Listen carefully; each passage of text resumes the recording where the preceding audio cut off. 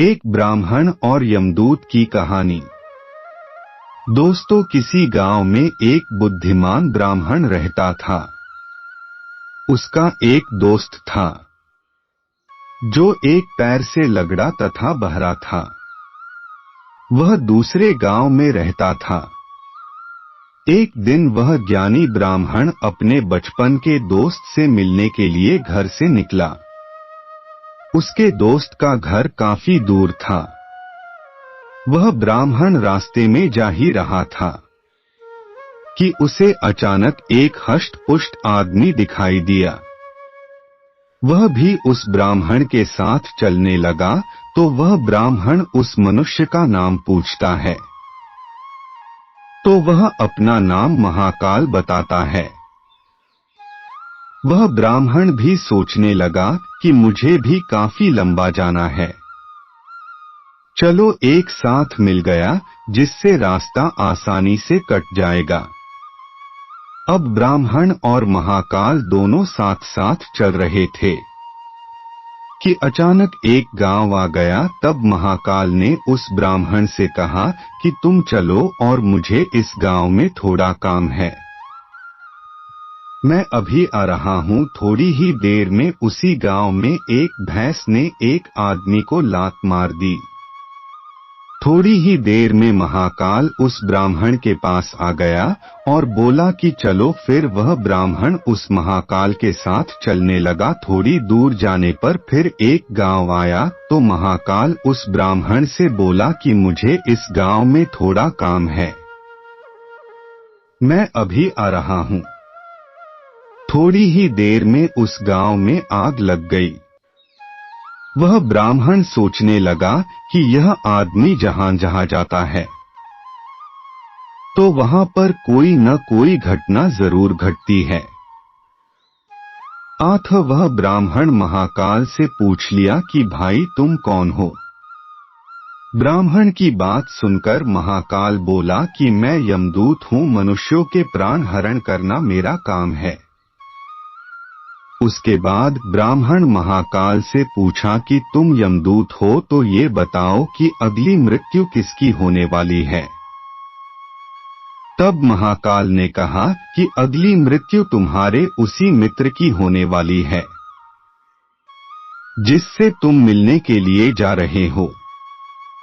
वह ब्राह्मण सोचने लगा यदि ऐसी बात है तो मैं अपने मित्र से मिलने नहीं जाऊंगा। महाकाल ने ब्राह्मण से कहा कि तुम जो सोच रहे हो ऐसा कुछ भी नहीं होगा, होनी अटल है, इसलिए होकर रहेगी। थोड़ी देर में उस ब्राह्मण ने देखा कि उसका मित्र उससे मिलने के लिए बड़ी तेजी से चला आ रहा है। जैसे ही उसका मित्र उस ब्राह्मण के पास पहुंचता है, हृदयाघात होने के कारण उसकी मृत्यु हो जाती है।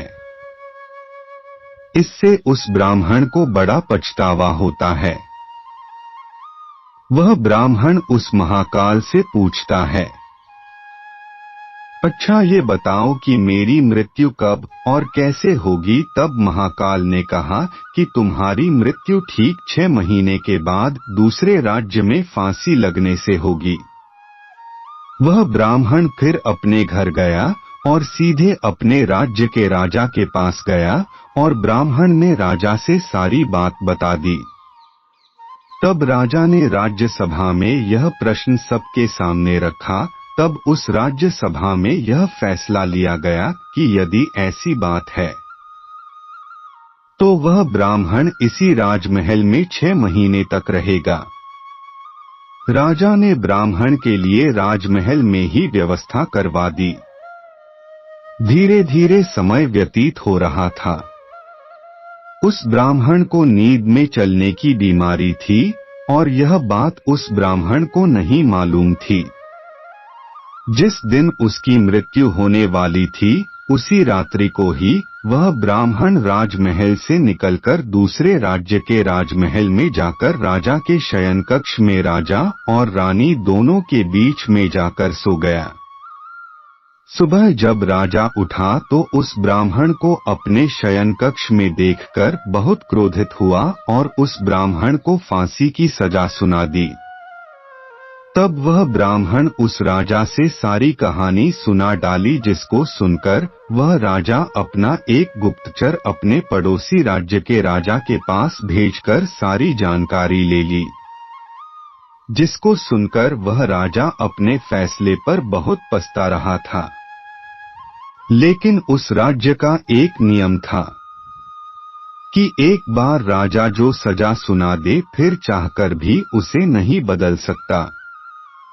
राजा ने एक राजसभा लगाई और इसका उपाय पूछा। तब उस राजसभा में यह फैसला लिया गया कि एक पतले धागे का फंदा बनाकर आप ब्राह्मण को पहनाकर अपना वचन पूरा कर लीजिए।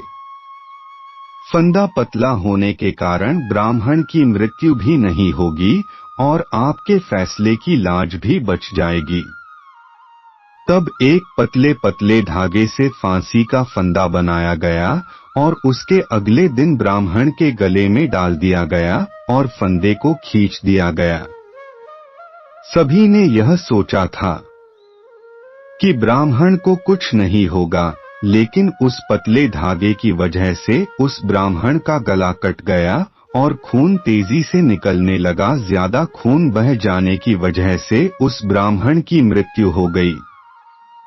दोस्तों, हमारे भाग्य में जो लिखा होता है वो हर हाल में होकर ही रहता है। उसे बदला या काटा नहीं जा सकता है। उस ब्राह्मण ने अपने बचने के कितने उपाय किए, लेकिन मृत्यु के आने पर कोई उपाय काम न आया तथा उसकी मृत्यु हो ही गई। दोस्तों, वीडियो पसंद आया हो तो वीडियो को लाइक और शेयर करें, चैनल को सब्सक्राइब कर ले। धन्यवाद।